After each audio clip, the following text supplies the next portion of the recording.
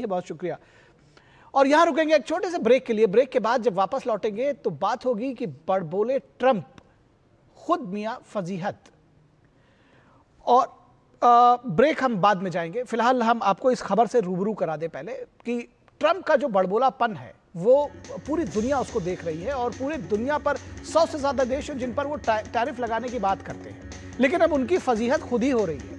दुनिया भर को टैरिफ को लेकर धमकाने वाले अमेरिकी राष्ट्रपति अपने व्यापारिक साझेदारों में से शायद अनजान है।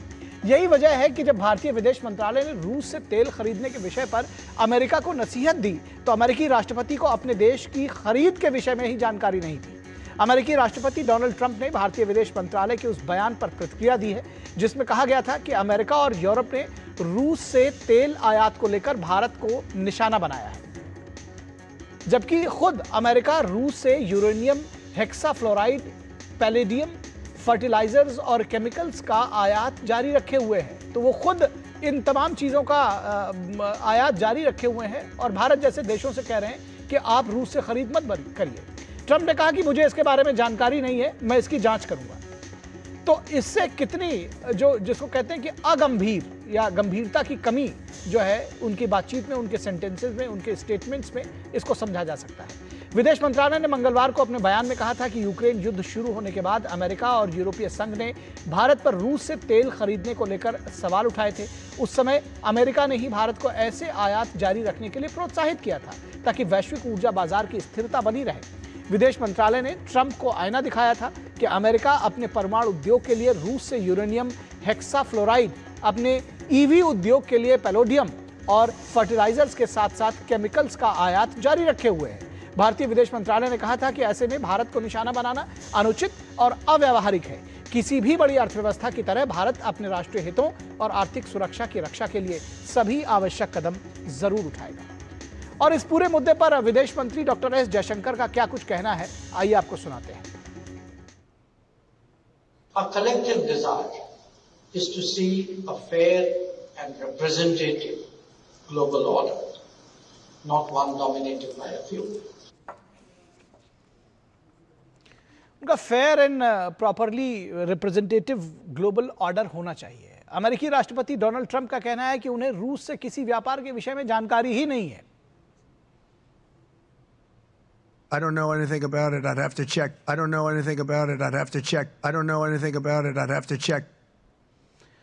और इस पूरी खबर पर बातचीत करने के लिए हमारे साथ हमारी संवाददाता जेसिका जुड़ी हुई हैं, उनसे इस मुद्दे पर बात करेंगे। जेसिका, ये अपने आप में बड़ी हैरान करने वाली बात है कि जब अमेरिकी राष्ट्रपति से ये के ऊपर वो बार बार कह रहे हैं, सैकड़ों देशों के ऊपर, 100 से ज़्यादा देश हैं जिनके ऊपर वो टैरिफ लगाने की बात करते हैं, जिसको कहते हैं कि पूरी दुनिया को उन्होंने हलकान कर रखा है, और जब उनके ऊपर प्रश्न उठाया जा रहा है तो वो कहते हैं कि हमको तो पता ही नहीं कि हम रूस से भी कुछ ले रहे हैं।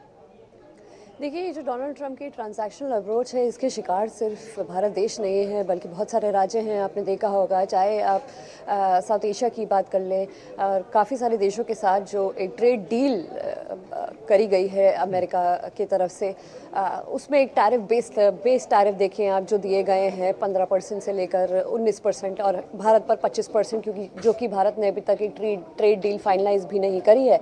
जो अब बताया जा रहा है कि टॉक्स अब होंगी 26 अगस्त को, उसके बाद ही कुछ निर्णय लिया जाएगा कि किस फ्रेमवर्क लेवल पे ये बातचीत पहुंची है कि एक ट्रेड डील कम से कम नहीं तो अक्टूबर से पहले करी जाए।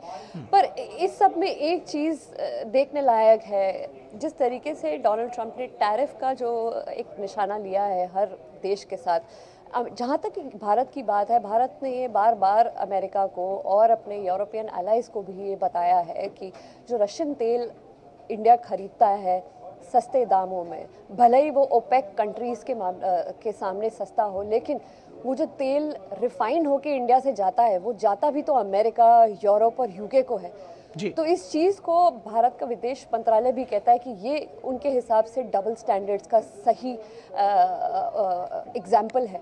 तो अगर आप भले ही आप ये जो स्टेटमेंट जिस पे आपने रेफ़र किया, जो भारत के विदेश मंत्रालय ने कुछ दिन पहले निकाली थी डोनाल्ड ट्रंप के बार बार प्रश्न उठाने पर, भारत का रूस से तेल लेने पर, इस बात पर पूरी भारत सरकार का यही कहना है। और जहाँ तक कि एक लॉजिकल रीजनिंग इस मामले में आगे बढ़ती है, वो यही बताती है कि भारत 80% अपनी एनर्जी इंपोर्ट करता है, एनर्जी नीड्स अपनी इंपोर्ट करता है 80%, चाहे वो एलएनजी हो, चाहे वो तेल हो, चाहे वो क्रूड हो, बहुत कुछ भारत डिपेंडेंट है सिर्फ एक जो इंपोर्ट्स पे।